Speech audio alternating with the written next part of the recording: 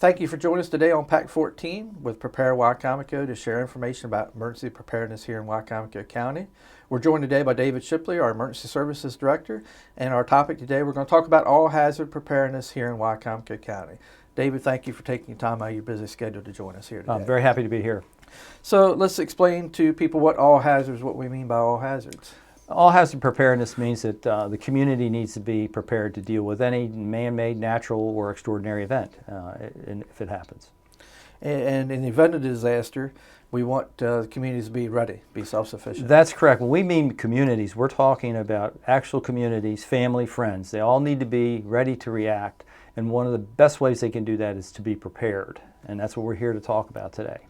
So we want to share some risks. So what's the risk they should know about? Well, one of the very first things that you need to do to prepare is to see in your community or know in your community what would be the substantial risks that you're going to be exposed to. In our area, that would be thunderstorms, flooding, hurricanes, and tornadoes would be the four major ones that you need to be prepared for.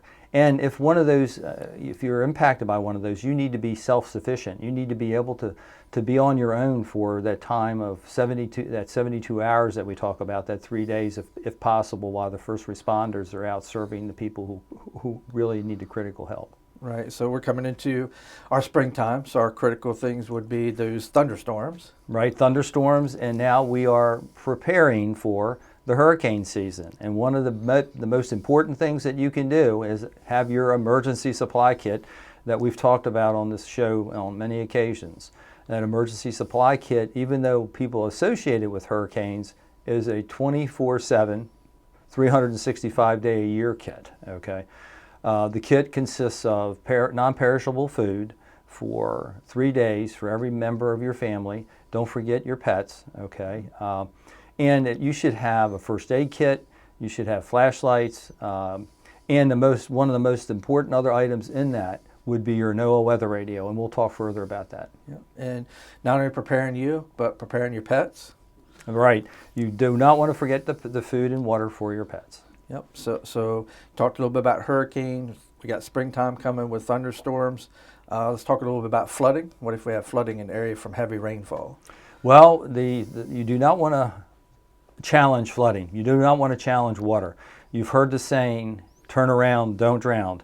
That we can't promote that enough. If you're coming up on water, even if you think you know what's there, you may not. If you cannot see, and even if you can see, if there's a culvert that's getting ready to wash out underneath running water, turn around.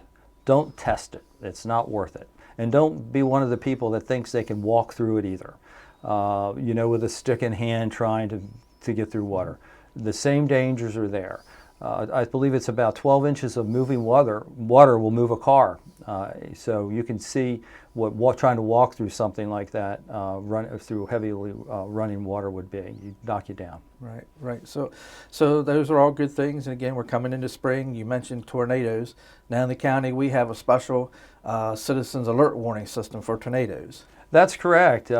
It's predominantly used for tornadoes. We would say we use it for anything that's occurring or is an imminent threat. We have 17 sirens that we can set off to notify the citizens in the county. 14 of those are at fire stations, and we maintain another 3.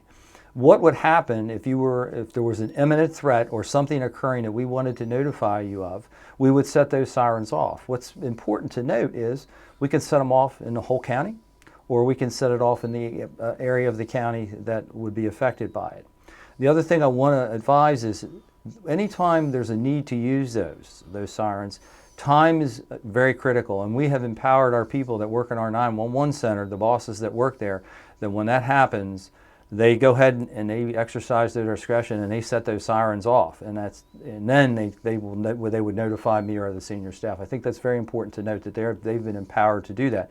Now, if you hear that siren, you're going to hear the siren. It's going to be a 2-minute sustained blast. It's different than what you hear with fire service sirens. Usually there's a high-low, or it's not a constant siren blast, and it doesn't last for 2 minutes. So if you hear that, what you need to do is go inside, go in, seek shelter, and tune into local news media to see what's going on.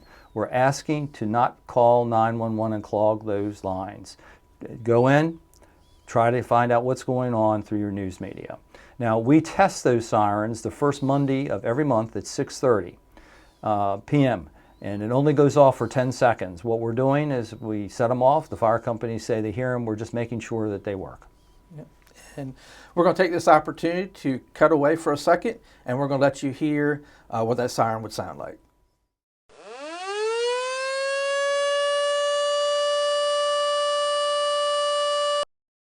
So that was an example of what the siren would sound like if it was activated for an emergency. And as Director Shipley said, that is tested the first Monday every month at 6:30.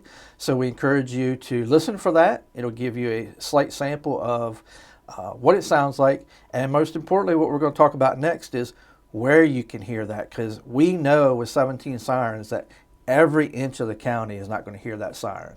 That is correct. It is an outdoor warning alert siren system.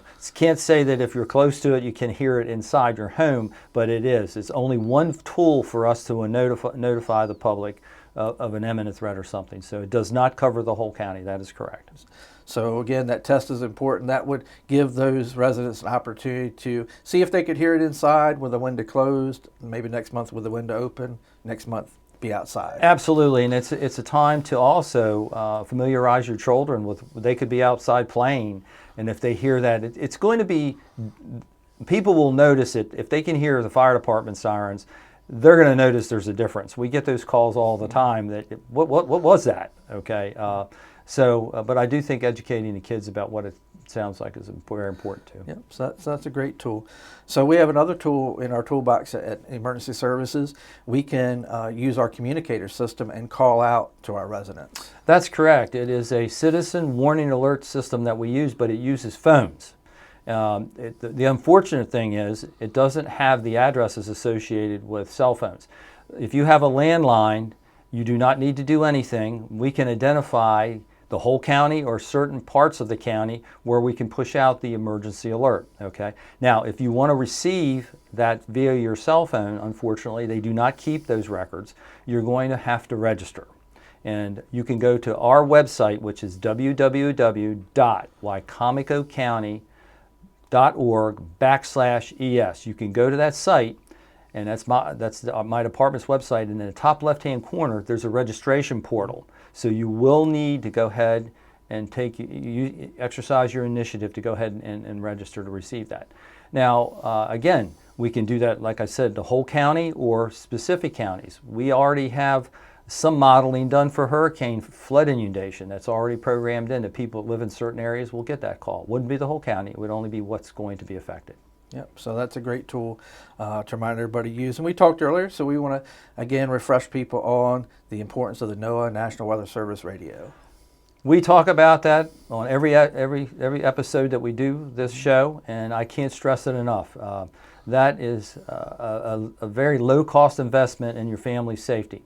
The NOAA weather radio is operated by battery or commercial power. Why is the battery so important? Because it could be during that 3-day event we're talking about, where we talked about an emergency supply kit, where you may not have power, but yet you're still going to be able to receive on a 24/7 basis emergency information that deals not only before an imminent threat or something is going to happen. They can give you preparedness information. They can tell you what to do when an event is occurring, and then it's post-event information also. Yep. And they can get those locally at any convenience store, or I say not convenience store, but big box store, or they can go online and get those. That's correct. You can go to our website that we've already cited.